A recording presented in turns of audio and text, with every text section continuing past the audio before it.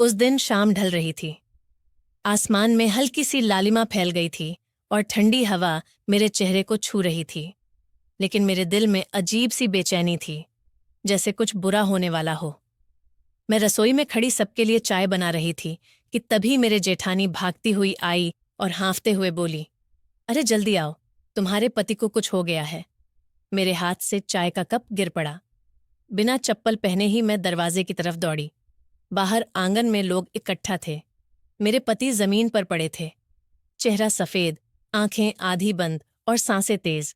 किसी ने कहा, हार्ट अटैक लग रहा है, जल्दी अस्पताल ले चलो। और मैं रोते हुए उनके सिर को अपनी गोद में लेकर बार बार कह रही थी, कुछ नहीं होगा तुम्हें, बस आंखें खोलो, मैं यहीं हूं। लेकिन उसी वक्त ससुराल के लोग आपस में कहने लगे, देखो अगर कुछ हो गया तो इसे मायके भेज देना, ये कौन सारा खर्चा उठाएगा। मेरे कानों में उनके शब्द तीर की तरह चुभे, पर मैंने कुछ नहीं कहा।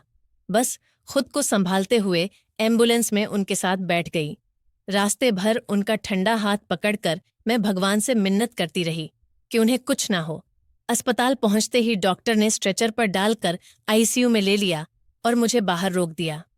मैं दीवार से टिक कर खड़ी थी, आंखों से आंसू रुकने का नाम नहीं ले रहे थे।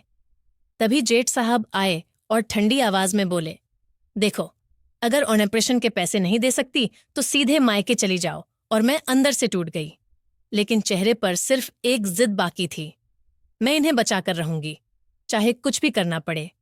मैंने अपने गहने उतारे, कंगन, मंगलसूत्र सब डॉक्टर को जमा करा दिए। उन्होंने कहा, ऑपरेशन शुरू होगा लेकिन रिस्क है। मैंने आंखें बंद करके बस यही कहा, जो करना है कीजिए, इन्हें ठीक कर दीजिए। और फिर घंटों बाद ऑन ऑपरेशन थिएटर का दरवाजा खुला। डॉक्टर ने मास्क उतारते हुए कहा, अब खतरा टल गया है, लेकिन इन्हें आराम की जरूरत है। मेरी सांस जैसे वापस आ गई। मैं दौड़कर उनके पास गई। वो ऑक्सीजन मास्क लगाए लेटे थे, आंखें आधी खुली। उन्होंने मुझे देखते ही कमजोर सी मुस्कान दी और होंठ हिलाते हुए कहा, तुम हो ना। बस इतना सुनकर मैं वहीं उनके हाथ पकड़कर फूट फूट कर रो पड़ी। बाहर खड़े घर वाले अब भी चुप थे, जैसे उन्हें फर्क ही नहीं पड़ा। लेकिन मैंने मन ही मन कसम खा ली कि चाहे यह दुनिया मेरे खिलाफ हो जाए, मैं इन्हें कभी अकेला नहीं छोड़ूंगी। अगले कई हफ्ते मैंने अस्पताल के फर्श पर बैठकर कभी पानी पिलाकर, कभी दवा देकर, कभी रात भर जागकर उनकी देखभाल की।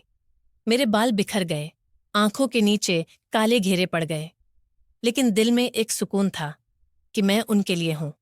धीरे धीरे उनकी तबीयत सुधरने लगी और एक दिन जब मैं उन्हें खाना खिला रही थी तो उन्होंने मेरा हाथ पकड़कर कहा, तुम सिर्फ मेरी पत्नी नहीं हो, तुम मेरी जिंदगी हो। वो शब्द मेरे लिए किसी खजाने से कम नहीं थे। मैंने उन्हें गले लगा लिया और मन ही मन भगवान का शुक्र किया। लेकिन मुझे नहीं पता था कि इस कहानी का असली मोड़ अभी बाकी था। अस्पताल से छुट्टी के दिन मैं सुबह सुबह ही उठकर उनके कपड़े, दवाइयां और डिस्चार्ज पेपर तैयार कर रही थी। लेकिन अंदर कहीं डर था कि घर लौटने के बाद माहौल वैसा ही रहेगा या नहीं। एम्बुलेंस से जब हम घर पहुंचे तो बाहर कोई खास खुशी नहीं थी। बस औपचारिकता में 2-4 लोगों ने दरवाजा खोला। सासू माँ ने फीकी सी नजर डाली और कहा, चलो अच्छा है, अब तुम इन्हें संभालो, जैसे यह कोई एहसान हो। मैंने चुपचाप उन्हें कमरे में लिटाया, दवा दी, पानी पिलाया और उनकी आंखों में देखकर खुद को समझाया कि मेरी दुनिया यही है। लेकिन अगले ही दिन से घर में फुसफुसाहटें शुरू हो गईं। कभी जेठानी कहती, इनको बचाकर क्या बड़ा काम कर दिया। कभी देवर की पत्नी ताना मारती, इतना खर्च तो अपने बाप के घर से लाना चाहिए था।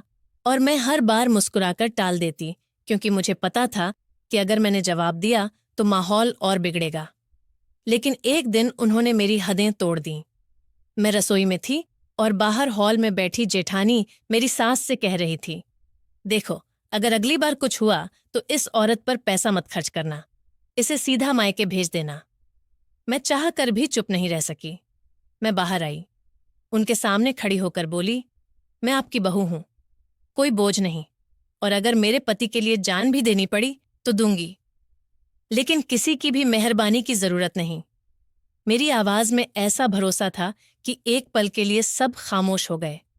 लेकिन उसी रात मेरे पति ने मेरा हाथ पकड़ा और धीमे से कहा, तुम्हारे बिना मैं कुछ नहीं हूं, लेकिन यह घर हमारे लिए नहीं बदलने वाला। मैं चौंकी तो फिर उन्होंने कहा, हमें अपने लिए कुछ करना होगा ताकि हम इन सब पर निर्भर ना रहें। उस पल मुझे लगा जैसे मेरे भीतर कोई चिंगारी जल गई। अगले दिन से ही मैंने घर में सिलाई शुरू की। पुरानी मशीन पर बैठकर पड़ोस की औरतों के कपड़े सिलने लगी। धीरे धीरे ऑर्डर बढ़ने लगे। लोग मेरे काम की तारीफ करने लगे और कुछ महीनों में मैंने इतना कमा लिया कि अपने पति के लिए एक छोटा सा मोबाइल फोन ले आई। उनकी आंखों में जो खुशी थी उसने मेरे सारे ताने भुला दिए, लेकिन साथ ही घर वालों की जलन भी बढ़ गई। अब वह खुलकर कहते, देखो, यह अपने पैरों पर खड़ी हो रही है, कल को हमें छोड़कर चली जाएगी। मुझे इन बातों से फर्क नहीं पड़ता था, क्योंकि मैं जानती थी कि मेरी मेहनत और मेरे पति का भरोसा ही मेरी सबसे बड़ी ताकत है। पर तभी एक दिन ऐसा हुआ जिसने मेरी जिंदगी का रुख पूरी तरह बदल दिया। एक पुराने जानकार ने मुझे कॉल किया और कहा कि पास के शहर में एक बुटीक खुल रहा है और उन्हें किसी भरोसेमंद डिजाइनर की जरूरत है। मेरा दिल जोर जोर से धड़कने लगा। ये मौका था, लेकिन डर भी था कि अगर मैं चली गई तो घर में तूफान आ जाएगा। मैंने अपने पति से बात की। उन्होंने बिना एक पल सोचे कहा, जाओ, मैं तुम्हारे साथ हूं। और उसी शाम मैंने हाँ कर दी। मुझे पता नहीं था कि यह फैसला मुझे ऊंचाइयों तक ले जाएगा या गहरे अंधेरों में धकेल देगा। जब मैंने बुटीक ज्वाइन किया तो पहले दिन ही समझ आ गया कि यहाँ का माहौल मेरे घर से बिल्कुल अलग है। यहाँ लोग मेहनत की कदर करते थे, ताने नहीं मारते थे और काम सीखने का हर मौका पकड़ने के लिए तैयार रहते थे। मालिकन मैडम ने मुझसे कहा, तुम्हारे पास हुनर है, बस आत्मविश्वास की कमी मत आने देना। और उस वक्त मुझे लगा जैसे किसी ने मेरे दिल में एक मजबूत खंभा गाड़ दिया हो। मैंने दिन रात मेहनत शुरू कर दी, नए डिजाइन सीखे, कपड़ों के पैटर्न बनाए और ग्राहकों के साथ बातचीत में भी अपनी हिचक तोड़ी। उधर घर में हालात और बिगड़ रहे थे। मेरी सास बार बार पति के कान भरती कि यह औरत बाहर जाकर क्या करती है, पता नहीं। जेठानी पड़ोस में अफवाहें फैलाती कि अपने पति को बस नाम का साथ देती है, असल में बाहर किसी और से मिलती है। लेकिन मैं हर रात घर लौटकर अपने पति की आंखों में देखती और वहां सिर्फ भरोसा पाती, वो भरोसा जो मुझे अगली सुबह फिर बुटीक ले जाता। धीरे धीरे मेरी सैलरी बढ़ी। मैं घर का किराना खुद लेने लगी, बिजली का बिल भरने लगी और इन छोटी छोटी जिम्मेदारियों से मुझे अपनी असली पहचान मिलने लगी। मगर घर वालों की जलन अब ईर्ष्या से नफरत में बदल चुकी थी। एक दिन जेठ ने मुझे रोककर कहा, बहुत उड़ने लगी हो, ध्यान रखना, गिरा भी सकते हैं। मैंने बिना कुछ बोले आगे बढ़ गई, लेकिन अंदर ही अंदर तय कर लिया कि अब मैं किसी के डर से नहीं रुकूंगी। उसी हफ्ते बुटीक में एक बड़ा ऑन ऑर्डर आया। एक नामी शादी के लिए ड्रेस तैयार करनी थी। मैडम ने मुझ पर भरोसा करके पूरा डिजाइन मुझे सौंप दिया। मैंने रात रात भर जागकर काम किया, हाथ में सुई चुभती, आंखों में नींद भर आती, लेकिन दिल में जो सपना था वो नींद से भी बड़ा था। शादी के दिन जब दुल्हन ने मेरी बनाई ड्रेस पहनी और सबने तारीफ की, तो मैडम ने पूरे स्टाफ के सामने कहा, ये हमारी सबसे बेस्ट डिजाइनर है। उस पल मेरे पति की आंखों में जो गर्व था उसने मेरी सारी थकान मिटा दी। मगर जैसा हमेशा होता है, मेरी सफलता घर वालों के लिए एक और ताना बन गई। अब वह खुलेआम मेरे पति से कहते, तेरी बीवी तुझसे आगे निकल गई है, अब तुझे छोड़ देगी। और एक रात मेरी सास ने मुझसे सीधा कह दिया, या तो नौकरी छोड़ दो या यह घर छोड़ दो। उस वक्त मैं चुप रही, लेकिन मेरे पति ने उनकी बात सुन ली। उन्होंने मां से कहा, अगर नौकरी छोड़ दी तो हमारे सपने भी छोड़ने पड़ेंगे। और पहली बार उन्होंने मां के खिलाफ सीधी आवाज उठाई, जिससे घर में जैसे भूकंप आ गया। अगले दिन मैंने अपने पति के साथ मिलकर एक नया कदम उठाया। हमने बुटीक के साथ साथ घर में ही एक छोटा सा वर्कशॉप शुरू किया, जहां मेरी मशीनें, कपड़े और डिजाइन का सामान रखा। शुरू में बस 2-4 ग्राहक आते, लेकिन मुहज़्ज़बानी मेरी पहचान फैलने लगी। ऑर्डर इतने बढ़े कि मुझे 2 और लड़कियों को काम पर रखना पड़ा। वो लड़कियां भी ऐसी थीं जिनके घर वाले उन्हें काम करने से रोकते थे, और जब उन्होंने अपनी कमाई से पहला सामान खरीदा तो उनकी आंखों में वही चमक थी जो कभी मेरी आंखों में थी। पर सफलता जितनी तेजी से आ रही थी, उतना ही घर का माहौल जहरीला होता जा रहा था। एक दिन जेठानी ने मेरा सारा कपड़ा और तैयार डिजाइन पानी में भिगो दिया। कहने लगी, अब देखती हूं कौन खरीदता है। उस दिन मैं फूट फूट कर रोई, लेकिन पति ने मेरा सिर अपने सीने पर रखकर कहा, तुम फिर से बनाओगी और इस बार उससे भी अच्छा। और सच में मैंने फिर से शुरू किया। दिन रात मेहनत की और वही डिजाइन दोगुने दाम पर बिका। इस जीत ने मुझे और मजबूत बना दिया। अब मैं सिर्फ अपने पति के लिए नहीं, बल्कि उन सभी के लिए मेहनत कर रही थी जिन्हें कभी किसी ने कह दिया था कि तुम कुछ नहीं कर सकती। मगर इसी बीच एक और मोड़ आने वाला था। एक दिन बुटीक में एक महिला आई जो बहुत अमीर और प्रभावशाली थी। उसने मेरे काम को देखकर कहा, तुम्हें शहर में अपना खुद का स्टोर खोलना चाहिए, मैं निवेश करूंगी। मेरा दिल खुशी से भर गया, लेकिन दिमाग में घर वालों के ताने गूंज रहे थे। मैंने अपने पति से बात की। उन्होंने हंसते हुए कहा, डरना मत, ये मौका बार बार नहीं आता। और उस पल मुझे लगा कि अब हमारी जिंदगी वाकई बदलने वाली है। लेकिन मुझे अंदाजा नहीं था कि उसी के साथ मेरी जिंदगी में सबसे बड़ा तूफान भी आने वाला है। जब आईसीयू से डॉक्टर बाहर आए तो सबकी निगाहें उनकी तरफ थीं, लेकिन उन्होंने सिर्फ इतना कहा, ऑपरेशन सफल रहा, मगर इन्हें अगले 24 घंटे बहुत क्रिटिकल रहेंगे। मैं वहीं वेटिंग एरिया के ठंडे फर्श पर बैठ गई, हाथ जोड़े, आंखों से लगातार आंसू बह रहे थे। होठों पर सिर्फ एक ही प्रार्थना थी कि यह ठीक हो जाए। भगवान, मेरे पास कुछ भी मत छोड़ना, बस इनकी जान बचा लेना। रात भर आईसीयू के शीशे के पार झांकती रही, मॉनिटर पर उनकी धड़कन की लाइन को देखती रही। हर बीप की आवाज मेरे दिल की धड़कन के साथ मिल रही थी। अगली सुबह जब नर्स ने कहा कि आप अंदर आ सकती हैं, तो मेरा दिल इतनी तेज धड़क रहा था कि कदम अपने आप कांप रहे थे। जैसे ही मैं उनके पास पहुंची, उन्होंने धीमे से मेरी उंगली पकड़ ली। उनकी आंखों में नमी थी और होठों से सिर्फ एक शब्द निकला, सुनो, तुमने जो किया वह मेरी अपनी औलाद भी शायद ना करती। मेरी आंखें भर आईं। मैं बस उनके पैर छूकर रोती रही। उसी पल मुझे लगा कि शादी सिर्फ रिश्तों का नाम नहीं, बल्कि निभाने का वादा है, चाहे हालात कितने भी क्यों न टूट जाएं। कुछ दिन बाद जब वह अस्पताल से घर लौटे तो पूरे मोहल्ले में चर्चा थी कि यह औरत तो सच में मिसाल है। मगर मेरे लिए यह सिर्फ अपना फर्ज था। हाँ, फर्क बस इतना था कि इस बार वह मुझे पत्नी नहीं, हमसफर कह रहे थे। घर आने के बाद उनकी देखभाल मेरे लिए किसी रूटीन का हिस्सा बन गई। सुबह की चाय से लेकर रात की दवा तक सब मैं अपने हाथों से देती। बीच बीच में उनकी आंखों में झांक कर देखती कि कहीं दर्द तो नहीं हो रहा, और अगर हल्का सा भी चेहरा सिकुड़ता तो मेरा दिल घबरा जाता। मोहल्ले की औरतें कहती कि इतना भी कौन करता है, अपने बच्चे भी एक दिन थक जाते हैं। पर मुझे यह सुनकर बस अजीब सा लगता, क्योंकि मैं मानती थी कि रिश्ते की सच्चाई तभी साबित होती है जब वक्त मुश्किल हो। अच्छे दिनों में तो सब साथ देते हैं, लेकिन बुरे व कष्ट में खड़े रहना ही असली इम्तिहान है। दिन ऐसे ही गुजरते गए।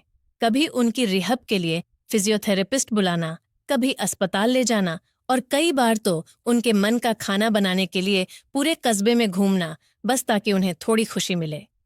वो अक्सर मुझे देखते हुए कहते, तुम थकती नहीं हो, और मैं हंसकर कह देती, थकने का टाइम ही नहीं मिलता। लेकिन सच ये था कि रात को जब सब सो जाते, मैं चुपचाप अपने कमरे में जाकर तकिए में मुंह छुपाकर रो लेती।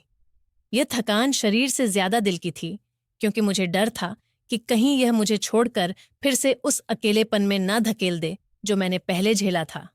धीरे धीरे उनके कदम फिर से मजबूत हुए, हाथों में ताकत वापस आई, और एक दिन उन्होंने खुद चलकर मेरे लिए गुलाब का फूल लाकर कहा, शुक्रिया, क्योंकि तुमने मुझे सिर्फ जिंदगी नहीं जीने का मकसद भी दिया।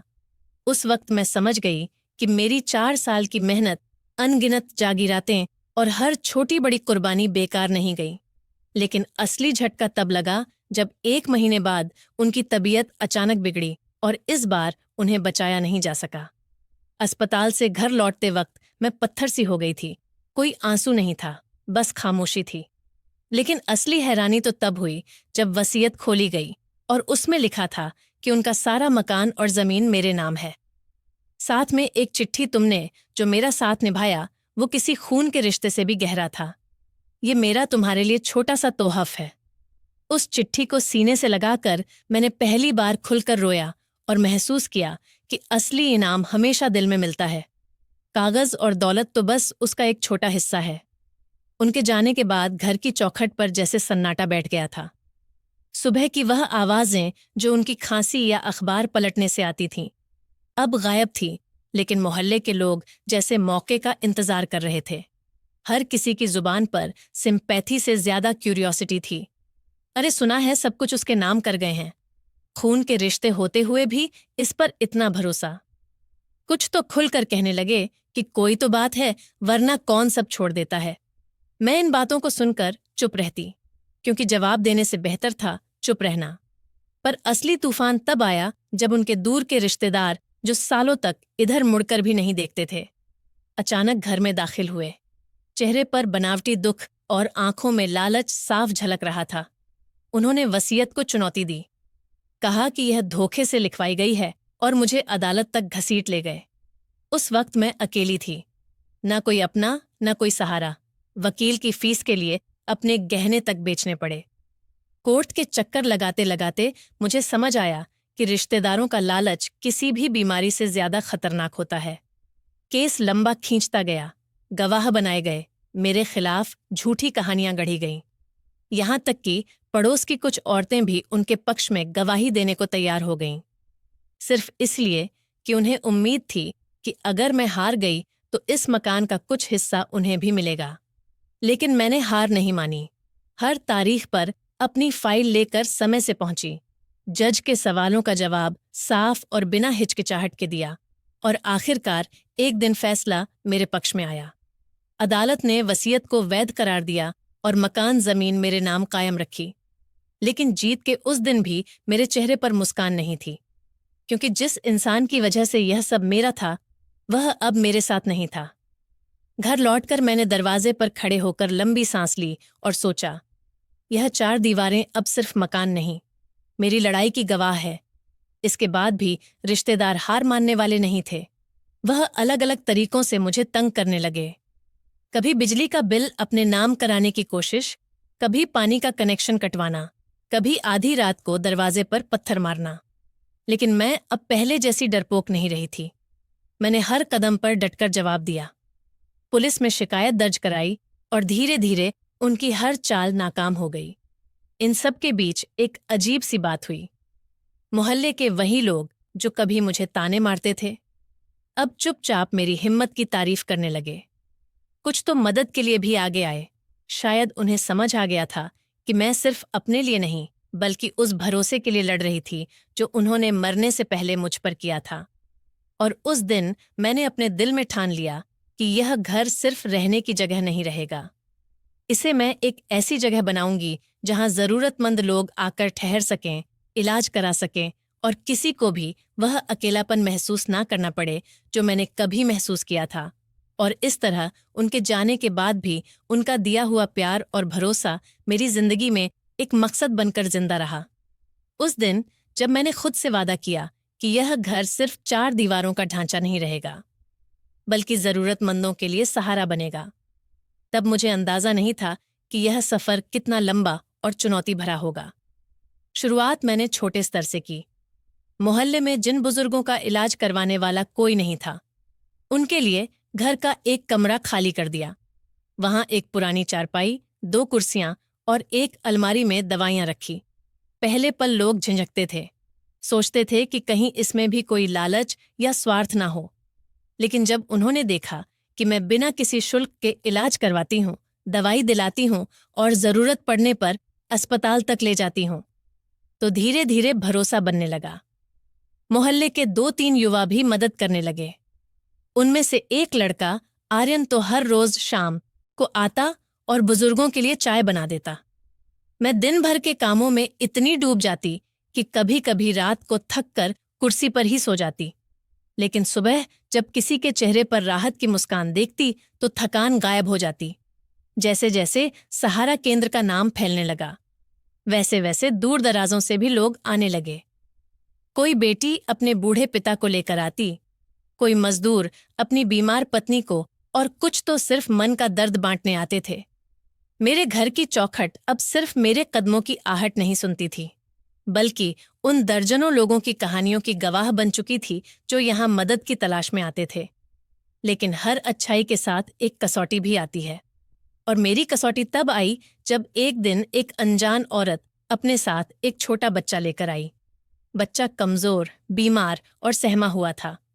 औरत ने बस इतना कहा, दीदी इसे बचा लो, मैं नहीं रह पाऊंगी, और वह वहां से चली गई, पीछे सिर्फ एक चिट्ठी छोड़कर जिसमें लिखा था कि वह बच्चा किसी बड़े खतरे में है और अगर मैंने उसे अपने पास ना रखा तो उसकी जान चली जाएगी। उस वक्त मेरे सामने दो रास्ते थे, एक कि मैं अपने घर और नाम पर आने वाले नए झगड़े और मुसीबतों से बचने के लिए उस बच्चे को पुलिस के हवाले कर दूं, दूसरा कि मैं उसे अपनी जिम्मेदारी मानकर संभालूं, भले ही इसके लिए फिर से रिश्तेदारों, मोहल्ले वालों और कानून से टकराना पड़े। मैंने बिना देर किए दूसरा रास्ता चुना, लेकिन मुझे अंदाजा नहीं था कि यह बच्चा मेरी जिंदगी में ऐसा तूफान लेकर आएगा जो अब तक के सारे संघर्षों से बड़ा होगा और जिसकी वजह से मुझे अपने अतीत के उन पन्नों को भी पलटना पड़ेगा जिन्हें मैं सालों से बंद समझ रही थी। जब मैंने उस छोटे बच्चे को अपनी गोद में उठाया तो उसके शरीर की नरमी और हड्डियों की हल्की सी उभरी रेखाएं बता रही थीं कि उसने भूख और डर के दिन देखे हैं। उसकी आंखों में गहरा सन्नाटा था, जैसे उसने अपनी उम्र से कई गुना ज्यादा बातें देख ली हों। मैंने धीरे धीरे उसका भरोसा जीतने की कोशिश शुरू की। खाना, साफ कपड़े और हर रात सोने से पहले एक लोरी। 3 दिन तक वह एक शब्द नहीं बोला, बस चुपचाप मेरे हर हाव भाव को देखता रहा। चौथे दिन जब मैंने उससे पूछा, बेटा तुम्हारा नाम क्या है, तो उसने बहुत धीमी आवाज में कहा, आरव। उसी दिन मैंने उस चिट्ठी को फिर से पढ़ा जो उसकी माँ ने छोड़ी थी। उसमें लिखा था, इस बच्चे के पीछे बहुत खतरनाक लोग पड़े हैं, यह उनकी आंखों का काहटा है, अगर इसे बचाना है तो किसी पर भरोसा मत करना, यहां तक कि पुलिस पर भी नहीं। यह पढ़कर मेरे पैरों तले जमीन खिसक गई। अगर पुलिस भी सुरक्षित रास्ता नहीं थी तो मामला जरूर बहुत गहरा था। उसी शाम एक अजनबी मेरी गली में घूमता दिखा। उसकी नजरें बार बार मेरे घर पर टिकती और जब मेरी नजर उससे मिली तो वह जल्दी से मुड़ गया। मुझे समझ आ गया कि आरव की मौजूदगी अब छुपाना आसान नहीं होगा। कुछ दिन बाद मोहल्ले में अचानक अफवाह फैलने लगी कि मैंने किसी का बच्चा चुरा लिया है। यह बात सुनकर मैं सन्ने रह गई। यह अफवाह किसी ने सोची समझी चाल के तहत फैलाई थी। उसी रात मेरे दरवाजे पर एक चिट्ठी सरका दी गई जिसमें सिर्फ 4 शब्द लिखे थे, आरव को वापस करो। मेरा दिल धड़क उठा, लेकिन अब मैं पीछे हटने वाली नहीं थी। मैंने तय किया कि चाहे जो हो मैं इस बच्चे को बचाऊंगी और सच्चाई पता लगाऊंगी। मैंने आरव से उसके घर के बारे में पूछना शुरू किया, पर हर बार वह या तो रो पड़ता या चुप हो जाता। एक रात जब बिजली चली गई और घर अंधेरे में डूबा था, मैंने उसकी आंखों में टॉर्च की हल्की रोशनी डाली और कहा, बेटा अगर तुमने मुझे सच नहीं बताया तो मैं तुम्हें नहीं बचा पाऊंगी। कुछ देर तक खामोश रहने के बाद उसने फुसफुसाकर कहा, मम्मा ने कहा था कि पापा बुरे लोग हैं, वो मुझे मार देंगे। यह सुनकर मेरा दिल कांप गया। इसका मतलब खतरा बाहर से नहीं बल्कि उसी खून के रिश्ते से था जिसे कानून और समाज सुरक्षा मानता है। मैंने उसी वक्त तय कर लिया, अब यह सिर्फ आरव को बचाने की लड़ाई नहीं रही, बल्कि उन ताकतों से टकराने की जंग थी जो अपने ही खून को मिटाने से भी पीछे नहीं हटती। और इस जंग में मुझे अपने पुराने अतीत से भी जवाब लेने थे, क्योंकि इस कहानी के धागे कहीं ना कहीं मेरी अपनी जिंदगी से जुड़े हुए थे कि भीड़ में जब विक्रांत की आंखें मुझ पर जमी थीं, तभी अचानक एक लंबा दुबला दाढ़ी वाला आदमी मेरे और उसके बीच आ खड़ा हुआ, जैसे किसी दीवार की तरह, और मेरी बांह पकड़कर फुसफुसाया, अगर जिंदा रहना चाहती हो तो मेरे साथ चलो, सवाल मत पूछो। मेरी हालत ऐसी थी कि मैं किसी पर भरोसा करने की स्थिति में नहीं थी, लेकिन पीछे विक्रांत के थके और एसआईयूवी के इंजन की आवाज सुनकर मैंने सोचना छोड़ दिया। आरव को कसकर पकड़ते हुए उसके पीछे पीछे भागी। भीड़ को चीरते हुए हम बस अड्डे से बाहर किसी सुनसान गली में पहुंचे, जहां उसकी जेब से निकली चाबी एक जंग लगे गेट में घूमी और अंदर एक अंधेरा सीलन भरा कमरा खुला। उसने दरवाजा बंद करके मुझे घूरा और धीमे से कहा, अब यहाँ से निकलना तुम्हारे बस में नहीं है। उस अंधेरे कमरे में बैठी मैं अपने दिल की धड़कनों को काबू में करने की कोशिश कर रही थी। तभी उस आदमी ने अपनी जैकेट उतारी और एक पुरानी मटमैली डायरी मेरी ओर बढ़ाई। पहचानती हो इसे? मैंने डरते डरते डायरी खोली और पहला पन्ना देखते ही मेरी सांस रुक गई। यह वही डायरी थी जो मेरे पापा हमेशा अपने पास रखते थे, जिसमें उनका बचपन से लेकर मेरी शादी तक का हर किस्सा लिखा था। लेकिन पापा तो 7 साल पहले एक हादसे में मर गए थे। मेरे चेहरे की सफेदी देखकर वो आदमी हल्का सा मुस्कुराया और बोला, हादसा नहीं था, तुम्हारे ससुराल वालों की चाल थी और मैं तुम्हारा सगा भाई हूं, जिसे उन्होंने तुमसे छुपा दिया था। पापा की मौत के बाद घर की हालत जैसे रेत का महल एक एक ईंट खिसकती चली गई। भाई के चेहरे पर सहानुभूति का मुकटा था, लेकिन अंदर लालच का तूफान उसने धीरे धीरे सारी जमीन अपने नाम कर ली। और मुझे एहसास भी तब हुआ जब घर के आंगन में खड़ी थी और नोटिस थमाया गया कि यह अब तुम्हारा घर नहीं। माँ की आंखों में सवाल थे, लेकिन लाचारी से भरी हुई ससुराल वालों ने मुझे हमारे घर की इज्जत कहकर शुरू किया था। लेकिन धीरे धीरे हर काम के पीछे ताना और हर बात में जहर घोलते गए। रातों को नींद गायब और दिन में हंसने की आदत मजबूरी बन गई। मैंने खामोशी से सब बर्दाश्त किया, क्योंकि सोचती थी औरत का घर उसका पति होता है। लेकिन जब सच सामने आया कि मेरे पति भी भाई के साथ मिलकर मेरे हिस्से की जायदाद बेचने में शामिल थे, तो सीने में जैसे पत्थर गिर गया। उस दिन मैंने ठान लिया कि अब खामोश नहीं रहूंगी। मैंने धीरे धीरे सबूत इकट्ठा किए, पुराने रजिस्टर, बैंक पेपर और पापा का छुपाया हुआ एक खत जिसमें लिखा था कि सब कुछ मेरे नाम है, क्योंकि उन्होंने मुझे अपना सबसे भरोसेमंद साथी माना। उस खत को हाथ में लेकर मैं वकील के पास गई और 8 महीने तक कोर्ट में केस लड़ते लड़ते टूट गई, लेकिन हारी नहीं। आखिरकार जज ने सारा हक मेरे नाम कर दिया। उस दिन भाई का चेहरा देखने लायक था। ससुराल वाले खामोश और पति ने नजरें झुका लीं। मैंने एक शब्द भी नहीं कहा, बस अपने घर लौटी और माँ को गले लगाकर कहा, अब कोई हमें निकाल नहीं सकता। घर के आंगन में नीम के पेड़ के नीचे बैठकर मैंने पापा की तस्वीर के सामने दिया जलाया और मन ही मन कहा, आपकी बेटी ने हार नहीं मानी। और उस दिन से मैंने कसम खाई कि अब जिंदगी अपनी शर्तों पर जीऊंगी, चाहे साथ कोई हो या ना हो। मैं अब अपने लिए ही नहीं, उन सब औरतों के लिए लड़ूंगी जो चुप रहकर अपना सब खो देती हैं। और इस बार मैं हारने नहीं दूंगी। जब मैंने सासू माँ के अंतिम संस्कार की आग बुझते बुझते अपने हाथों को देखा, तो उनमें वह 4 सालों की थकान, नींद रहित रातें, दवाइयों की खुशबू और उनके माथे पर रखा मेरा आखिरी स्पर्श सब बस गया था। लेकिन उससे भी भारी वह कागज था जो वसीयत के नाम पर मेरे हाथ में आया, जिसमें लिखा था, मेरी बहू जो मेरी बेटी से बढ़कर है, उसे मेरी सारी संपत्ति दी जाती है, क्योंकि उसने मुझे जीना सिखाया जब मेरी अपनी औलाद ने मुंह मोड़ लिया। यह पढ़ते ही मेरा दिल रो पड़ा। लेकिन यह आंसू सिर्फ दुख के नहीं थे, इनमें जीत का नमक और अपनापन का मीठा स्वाद भी था। पर यह जीत आसान नहीं थी।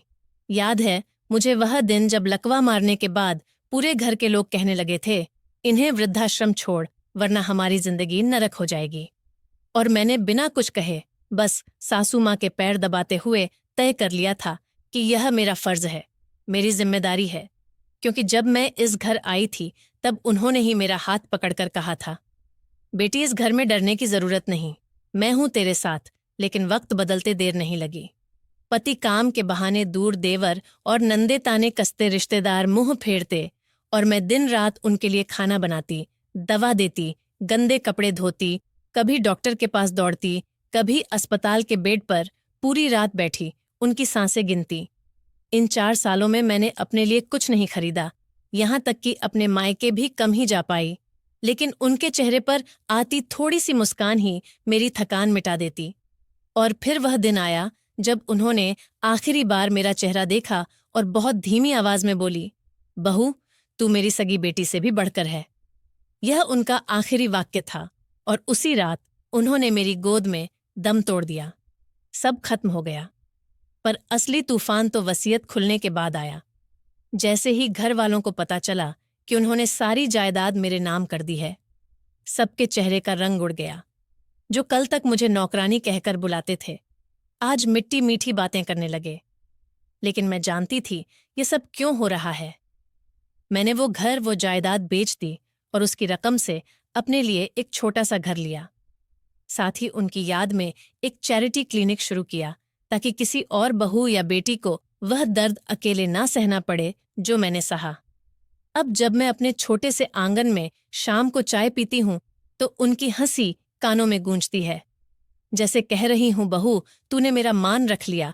और मैं आसमान की तरफ देखकर मुस्कुराती हूँ, क्योंकि अब मैं जानती हूँ खून का रिश्ता ही सबसे गहरा नहीं होता, बल्कि वह हाथ जो मुश्किल में थामे जाते हैं वही जिंदगी का असली वारिस